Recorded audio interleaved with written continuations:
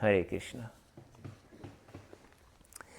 So this morning we discussed first verse of Śrī Śikṣāṣṭaka. So we continue our discussion on Lord Chaitanya's teachings and and his personal example. And we mentioned how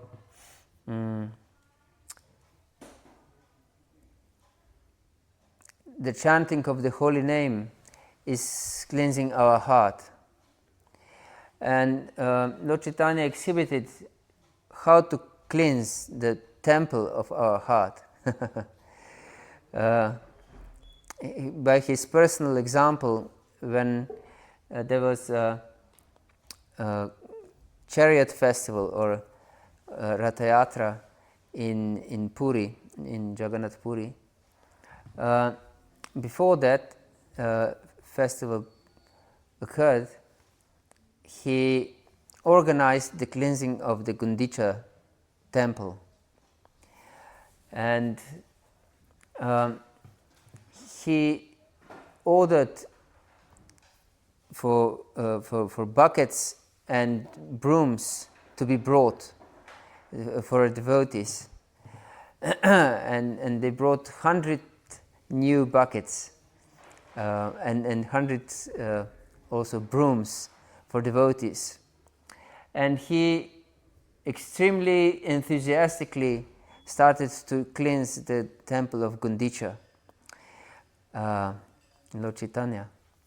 And he personally was cleaning with his tears and sweeping the floor and everything.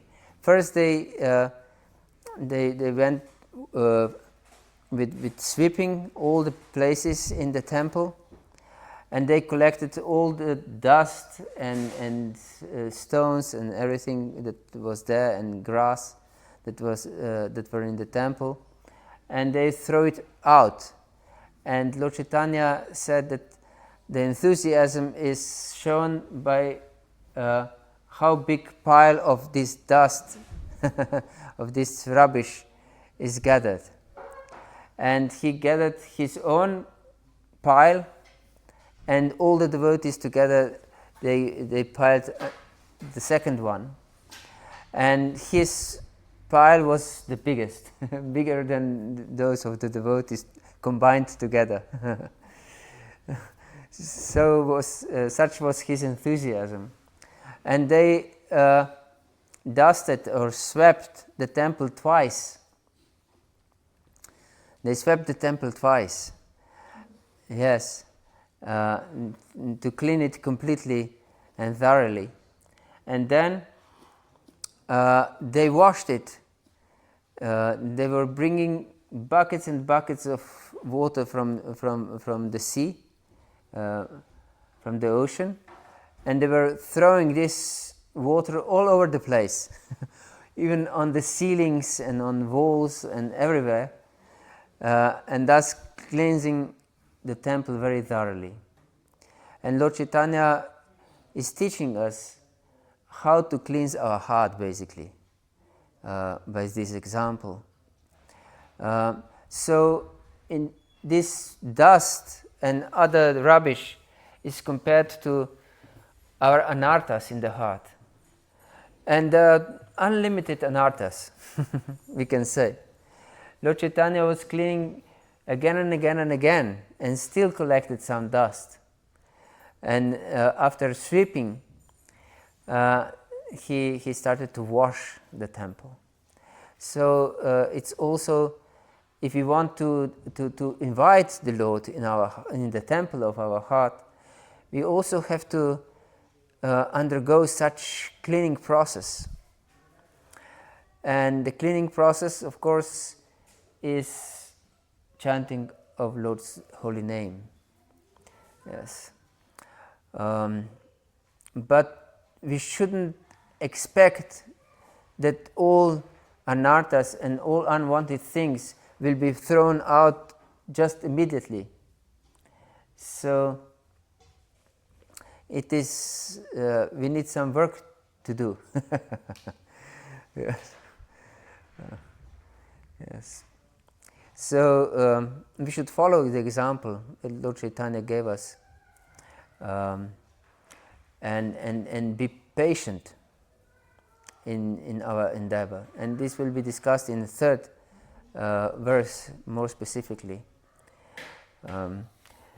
So we didn't discuss till the end of the first verse one of the benedictions.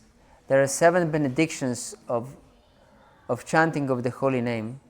We mentioned 6 benedictions of chanting of the holy names, and the 7th is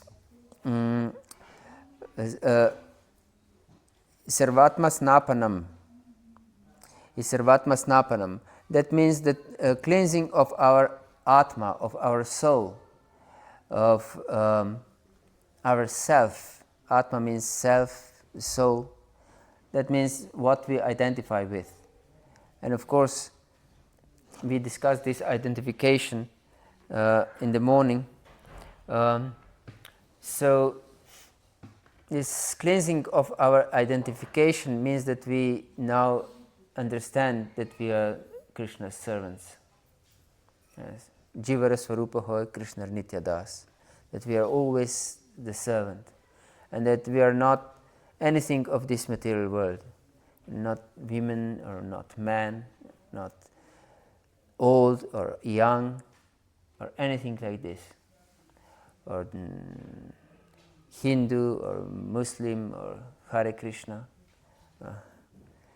Anything like this. This is just different bodily designations that have nothing to do with ourselves. So we should cleanse our consciousness, cleanse these material identifications, because these material identifications come from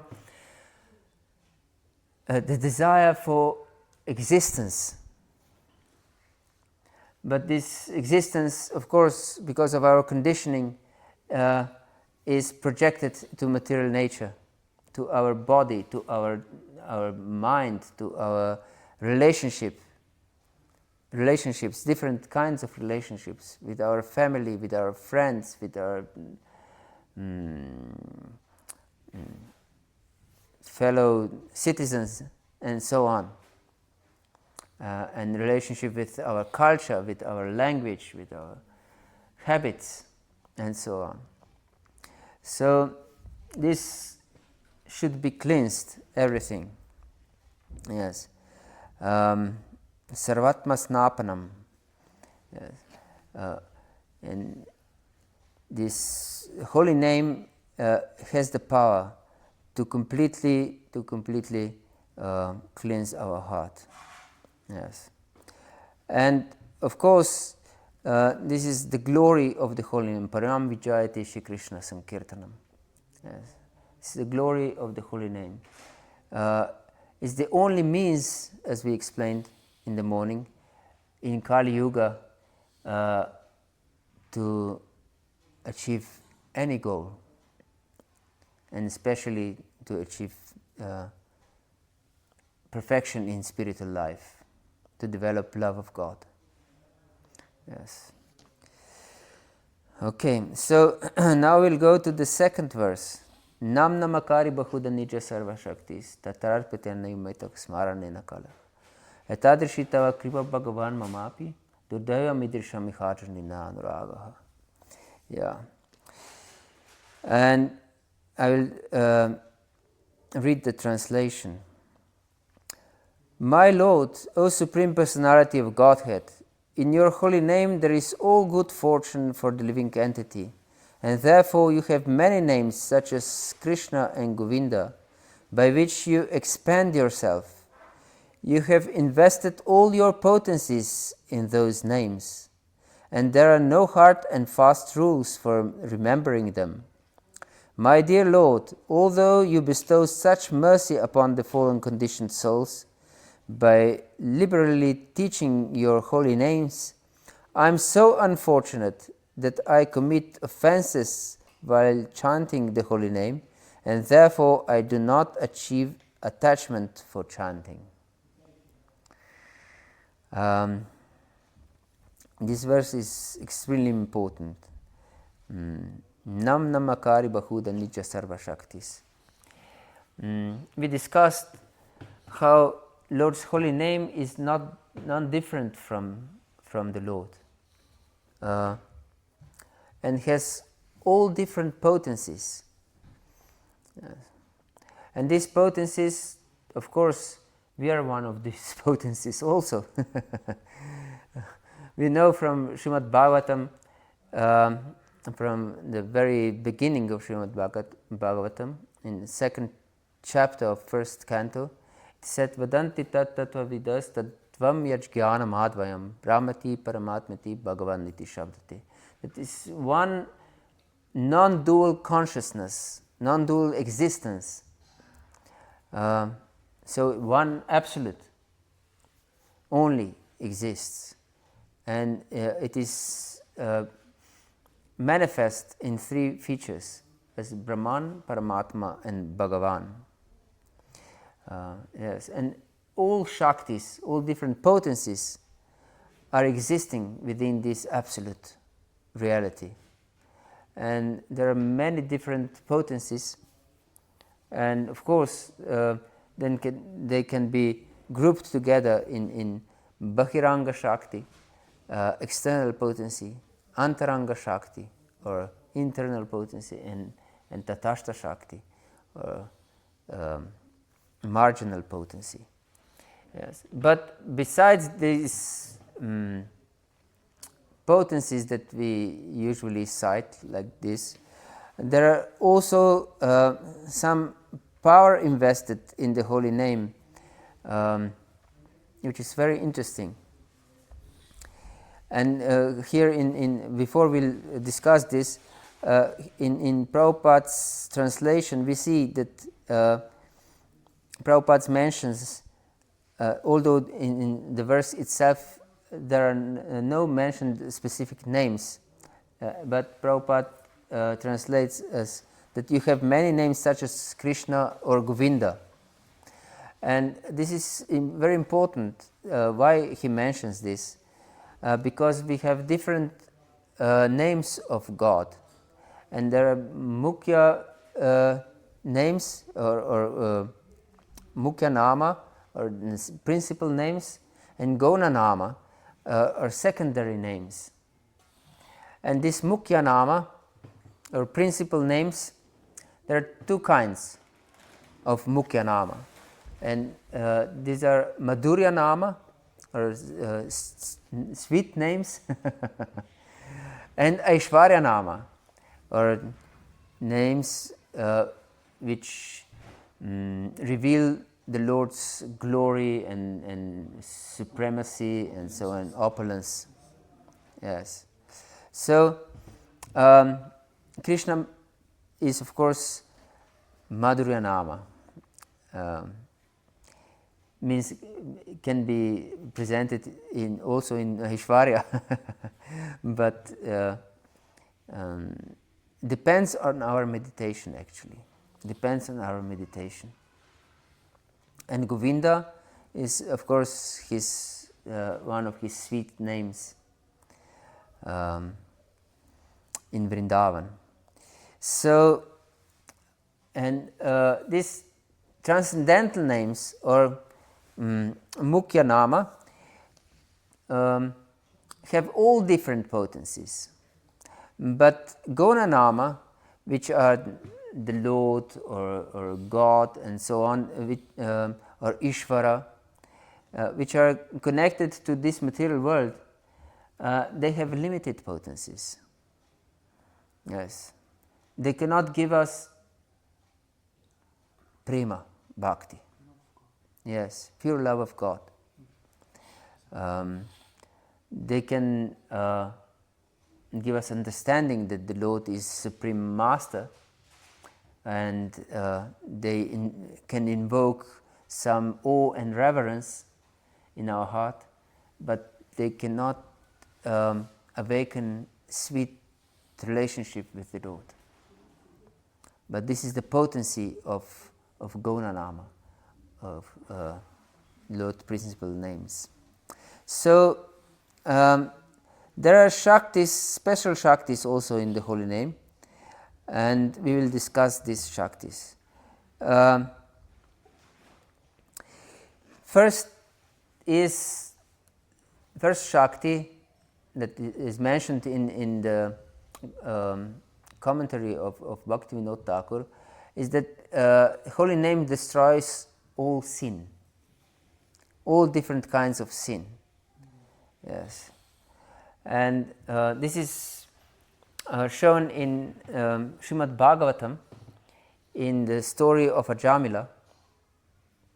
Ajamila was extremely sinful person. Yes. First he was a nice Brahmana, but later on when he saw some Shudra was embracing some prostitute, this scene kindled passion in his heart, and he couldn't control himself anymore. And so he fell down with the prostitute himself and became extremely sinful person. So this is also very instructive story of association that we keep. And there are so many opportunities for such scenes in Kali Yuga that were very rare in the time of Ajamila to be seen. But in Kali Yuga, everyone is carrying in the pocket the means to see such things. So it's very dangerous situation in Kali Yuga, especially. So one should be very careful and alert. And these scenes can be even seen unintentionally many times. And even if you drive in the road, you can see these billboards with such scenes. So you can hardly avoid them.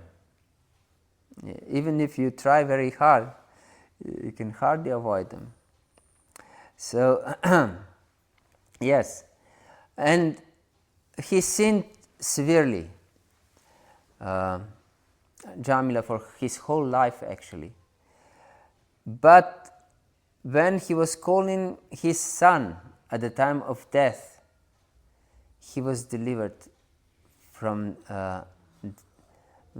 all ties of death, yes, from all ropes of death, by calling his son, not even the Lord.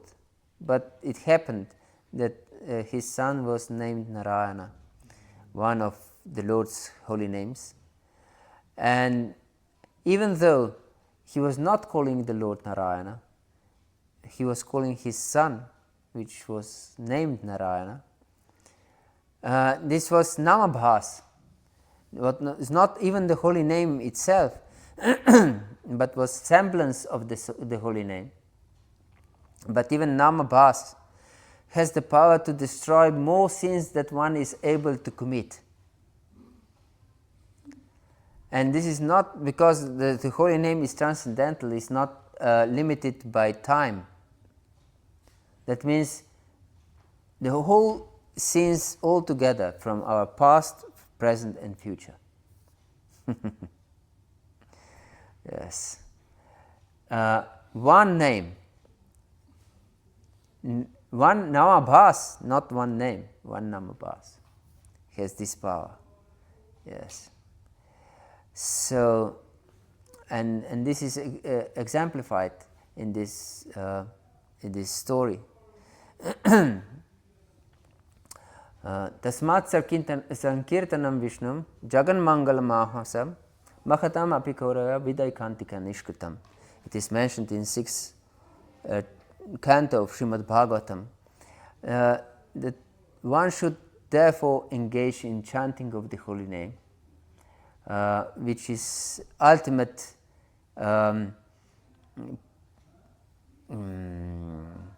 penance, one can say.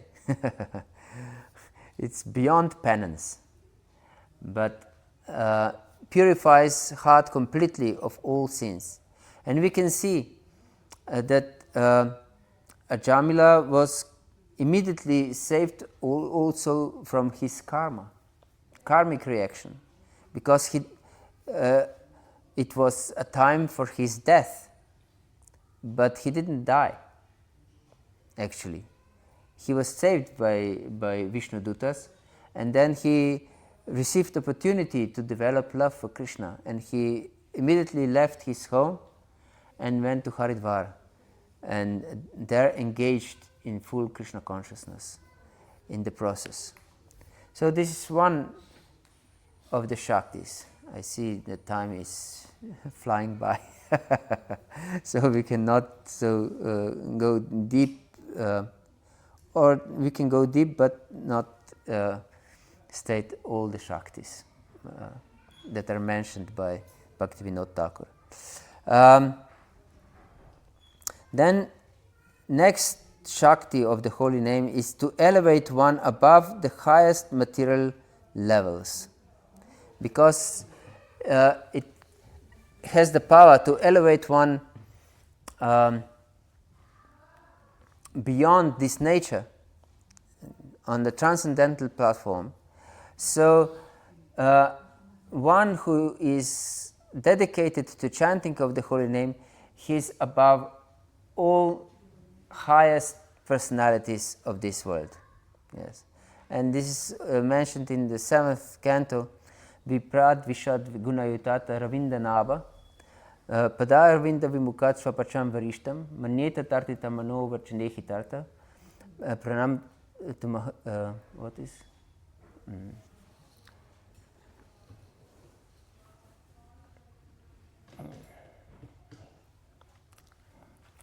Viprad Vishad Gunayita Taravinda Naba Pada Ravinda Vimbukashva Pacham Varishtam Mani Tadartita Madartavita Mano Varchanehi Tarta Pranam Punati Sakulam Natuburi Manaha.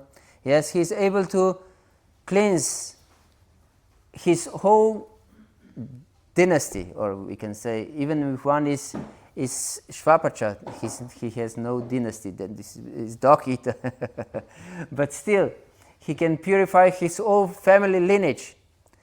But on the other hand, Vipra, who is great Brahmana, who has all Brahminical qualifications, he cannot cleanse even himself, what to speak of others. So one may be very peaceful and knowledgeable and has all qualities, one can say, of noble person. But if one is not a devotee, he cannot even cleanse himself, what to speak of others. But one who is apparently uncultured because of his conditionings from previous life, like a dog eater, may be very uncultured, but he should be considered all pure because he is chanting the holy name. Yes, this is the next potency of the holy name. Then there is description that disrespect to the holy name leads to fall down. We mentioned that and that the holy name is not different from Krishna. And Krishna mentions in 9th chapter of Bhagavad-gita, he says that Aham hi sarvayagyanam bhoktacha prabhurevacha natamama vijananti tatva natyashyavanti te. That he is the enjoyer of all sacrifices. Aham hi sarvayagyanam bhoktacha prabhurevacha. And his master, and its master, or their master of all these different sacrifices. And those who don't know this, they fall down. So what does this mean? It means that everything should be done as a yagya for Krishna, as Krishna mentions also in 3rd chapter of Bhagavad-gita, yagyartat karmano niyatara lokayan karma bandhana tadartam api kaunteya mukta sangak samashara, that everything we do should be done as an offering, as a yagya, as a sacrifice for Krishna's pleasure, and in such a way we are free, we are completely free. But if one performs something and not for this purpose, he's bound, helplessly bound. And not just bound, as mentioned in 9th chapter, he will fall down from any position. Yes. If we perform something for our sake, not for Krishna's pleasure, we will fall down. Yes. And this, of course, the ultimate sacrifice in Kali Yuga is chanting of the holy names. And this is also mentioned in Bhagavad-gita by Krishna himself, that Yajnanam japa yagyosmi, he says, the chanting of the holy names, I'm the sacrifice in the form of chanting of the holy names. Yes. So, we should take it seriously, chanting of the holy names, very seriously. Only for the Lord's pleasure, not for any other purpose. Because we can see that many times, even devotees, what to speak of other people, use some spiritual practice for some material purposes, not for spiritual purpose. For example, they pray for good health. This is very common, to pray for health. I don't know if you have heard that Nrsimhadev in Mayapur, here is New Mayapur, but in Mayapur in India, in Bengal, is called Dr. Nrsimhadev. Dr. Nrsimhadev. Doctor. Yes, have you heard? For Dr. Nrsimhadev?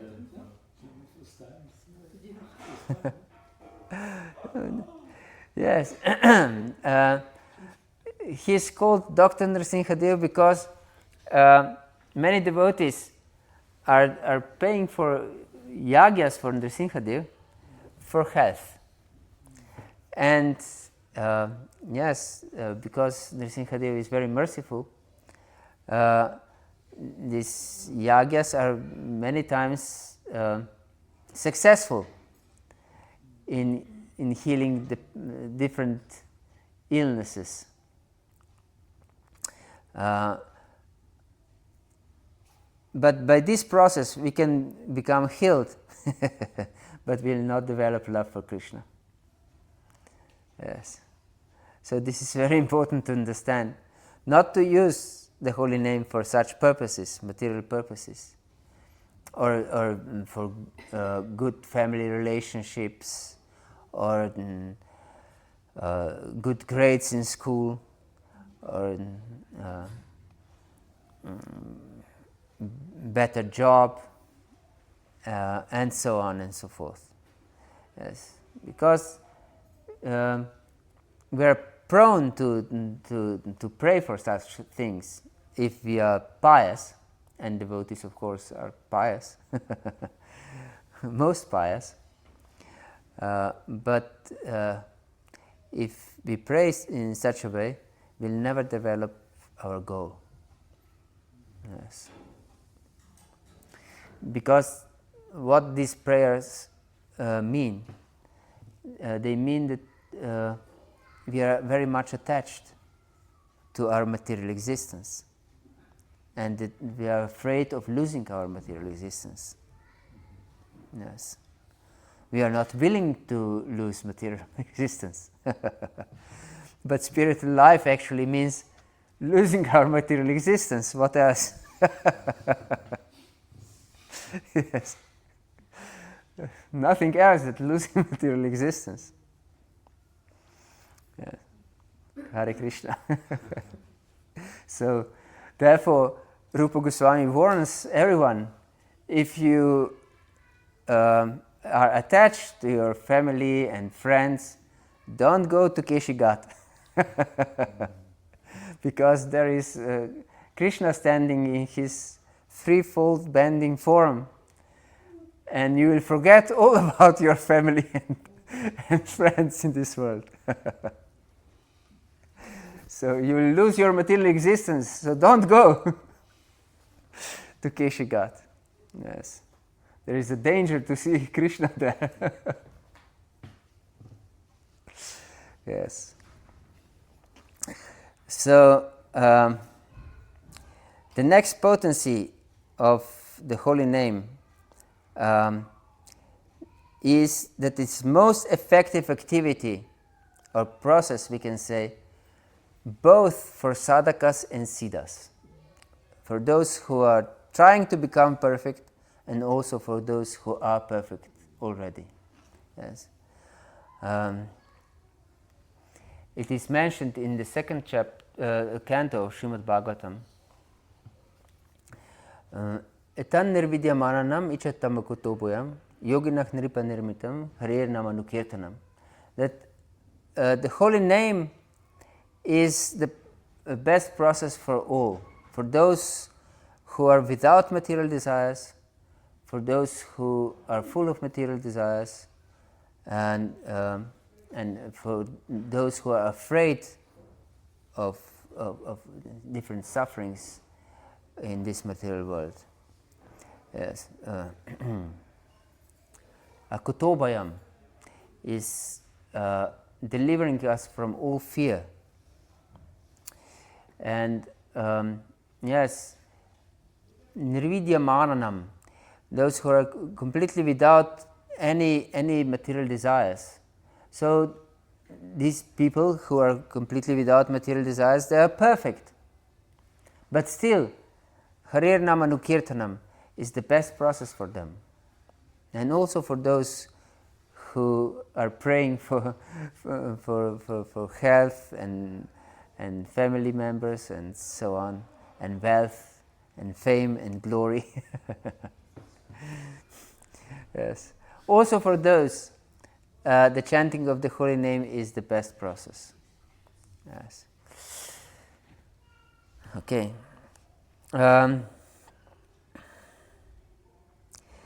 Yes. We will not go through every of these potencies because there is not enough time. But it is interesting that the holy name has the potency to reveal the Lord. Yes. Lord is completely independent. Is Paramasvatantra. Yes. And Svarat also. Svarat is mentioned in the first verse of Srimad Bhagavatam as how is his independence. But still, and his name is Krishna. What that means, all attractive one. So he has potency to attract everyone.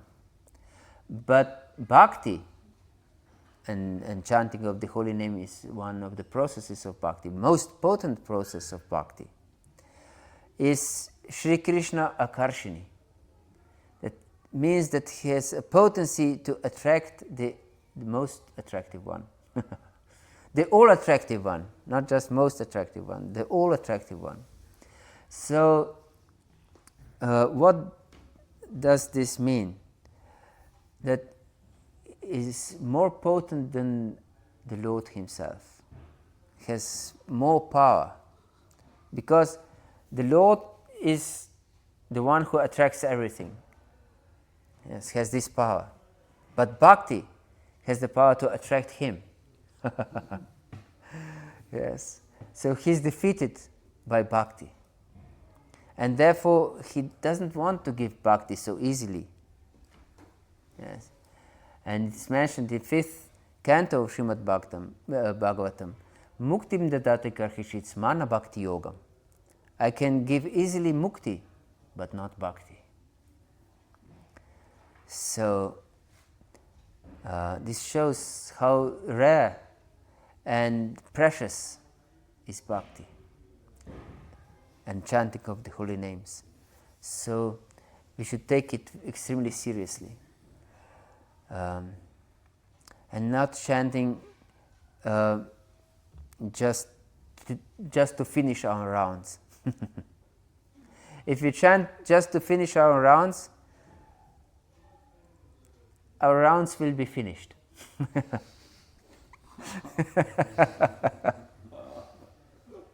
Yes. But I doubt that this is our ultimate goal. This is, of course, is good to at least keep our vows. But our goal shouldn't be just to finish our rounds, but our goal should be to develop love for Krishna. And this should be our attitude in our chanting. Oh Krishna, I want to develop love for you. This is my only desire. I don't want anything else. Please grant me this one desire. Yes, at least one time. Yeah. This should be our attitude. Because if we entertain any other desire in our heart, it will block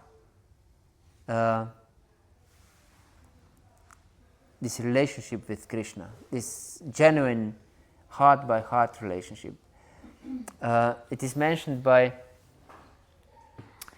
Prahlad Maharaj in 7th canto of Srimad Bhagavatam. He says that when Lord Nrsimhadev urged Prahlad to accept a boon from him,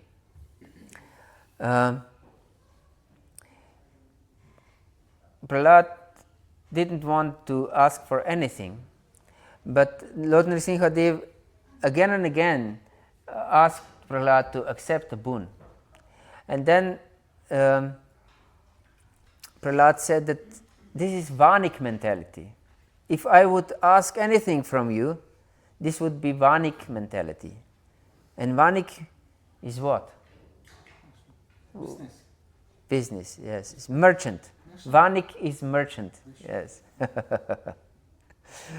I don't want to have this merchant mentality. That I do business with you.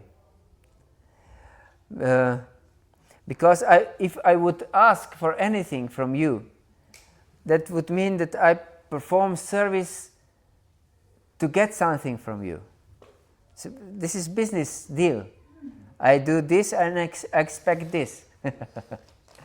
Yes. And because of this business mentality, there is actually so much conflict in this world.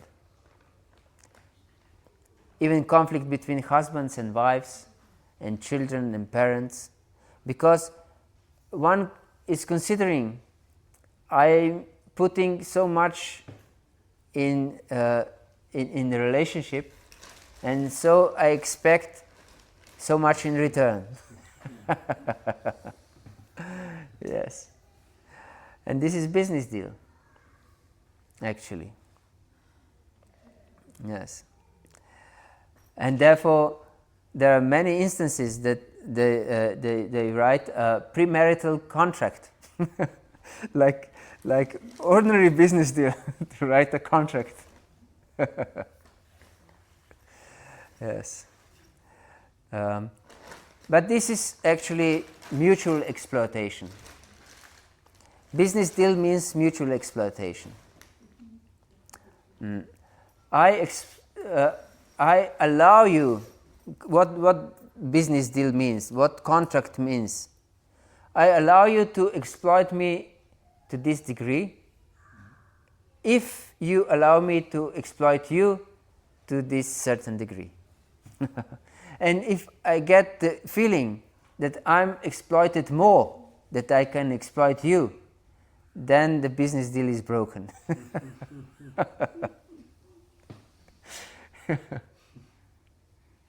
Yes. Then I object to such a business deal. I'm exploited more than I can exploit you. So I don't agree to such deal. Yes. So we shouldn't have such mentality in the relationship with the Lord. Yes. And the holy name has the power to melt our heart. Yeah. And it is mentioned, if by chanting the holy name one's heart is not melted, it is steel framed. It's mentioned in second canto of Srimad Bhagavatam. And this melting of the heart is expressed by crying, by chanting of the holy name. But Bhaktisiddhanta Saraswati Goswami explained that this crying is not just shedding tears, can be also crying without tears, but it is our attitude towards the holy name, that we cry for the Lord, please help me, I am completely helpless. I cannot give up these material desires, but I want to give them up. This is actually sadhana of pure bhakti. Because we should know that we should practice pure bhakti.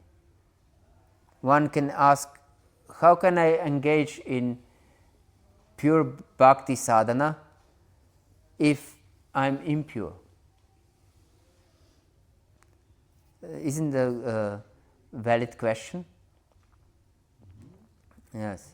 But sadhana bhakti means that we are impure by definition, because sadhana means to be impure. Because if we are pure, we are siddha, not sadhaka. Yeah. But our sadhya or goal depends on our sadhana. So if we will not practice pure devotional service, we will never achieve pure devotional service.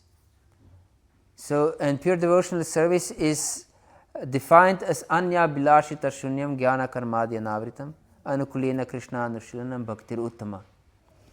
So we should give up all other desires. But who can give up all desires? There are unlimited desires in our heart. Desire to be comfortable, desire to have regular meals, so many different desires. Desire for recognition, to have some relationships, and so on. So many different desires. But we should cry to the Lord, maybe without tears, but still cry, please help me to get rid of all these desires. I cannot give them up myself. Please help me. Yes. And please engage me only in your service, pure unalloyed service. Yes. Like Queen Kunti prayed, we mentioned this morning, how she prayed for the Lord to sever these strong ropes of attachment to Pandavas and Vrishnis, which are who are their own her own sons. Yes, and other relatives. Yes, Krishna himself is a Vrishni. But of course, she says then in the next verse, Tvai menanya vishaya matir madutpati skrit ratim utvakhatatata goge bhagam budanvati. Let my attraction flows only towards you, like river Ganges. Yes. So although she's she admits, I'm attached to my sons, who are, by the way, your pure devotees. But still, I pray that please, Lord, sever these strong ropes of attachment to them, and let my attachment flows only towards you, without any hindrance whatsoever. Yes. So, but the Lord's holy name is not material, and therefore cannot be grasped by our material senses. Yeah, so we can try to chant, to hear the holy name, but it's not in our power to contact the holy name. It is mentioned, Atak Śrī Krishna namadi nabhavid grahyam indriyai sivan mukhi jivado swayam eva spuratyadaha. That one is not able to perceive the Lord or His holy name, which is the Lord Himself, by our material senses, because He is completely beyond matter. So our only hope is for the Lord to reveal Himself. But by the secret is, by engaging in devotional service, beginning with chanting of the holy names, Sevan Mukhi Jivado, we engage our tongue first, and this is of course tasting Krishna's prasad and chanting of the holy name.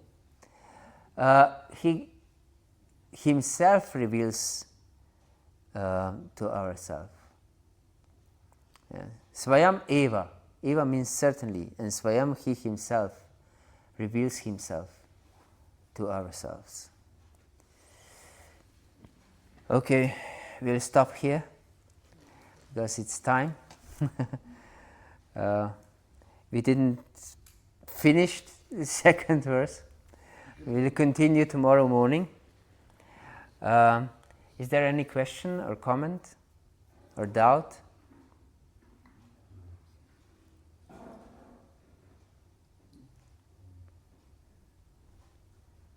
It's difficult to understand that I have to take care of my family, and also I have to be not attached to my family. Yes, this is a very good question. Classical question. But very good to discuss these points. A devotee should be attached to Krishna. And it is mentioned that Yatataror mula nishichanina tilpyanti tatskanta bujopashaka pranopaharacha tindranam tateva saravarhanam archuteja. That by watering the root of the tree, the whole tree is nourished. So if we are attached to the Lord, we are actually connected to every living entity through the Lord, in a proper way, not in a false ego way. And because we are living in this material world, Krishna puts us in certain roles, as a father or a mother or a daughter or a son or a brother or a friend or a teacher or a student or a doctor or a street sweeper. So many different roles. But we shouldn't identify with them. We should understand that I'm always the servant. Jivara Swarupa Hoy Krishna Nitya Das. I'm always just a servant of Krishna. So even though I'm maybe a father or a mother or a husband or a wife and so on, or these different roles, I should engage in these roles with the intention to serve Krishna. And then this role is perfect opportunity to serve Krishna. And we can achieve perfection by properly executing our duties according to our social position and social roles. Yes. So even though we know that there is natural attachment to our wife, our husband, to our children, to our parents, to our brothers and sisters, to our friends, there is natural attachment. But still, even those attachments don't hinder our devotional service. And if they do, we give them up. Therefore, Lord Jesus said, it's very interesting because Jesus is considered to be a Prince of Peace. Have you heard about this? But he says, don't think that I have brought peace. I brought a sword to separate the son from his father and daughter from her mother. Yes. So why is this? Why one may question, why is this? It's not necessary, of course. Yeah. But if these different relationships, they hinder our devotional service, and they they put obstacles to our devotional service, we can give them up. Yes. Not that we can, we should. Of course, our foremost duty is to make them Krishna conscious. But if we are not able to, or they are completely against our Krishna consciousness, then we can also give them up. Yes. It's beneficial for our Krishna consciousness. It is mentioned in Shastra, also for women. If the husband is fallen, that means sinful, the wife should give him up. Otherwise he will be the cause of her fall down. Yes. But this doesn't mean remarriage or anything like this. Yes. But to dedicate ourselves to Krishna. Hare Krishna. Thank you very much for your attention. Śrīla Prabhupada ki jai, Gaura Bhakta Vrinda ki jai, Śrī Śikṣāṣṭaka ki jai, Nitai Gaur Premanande.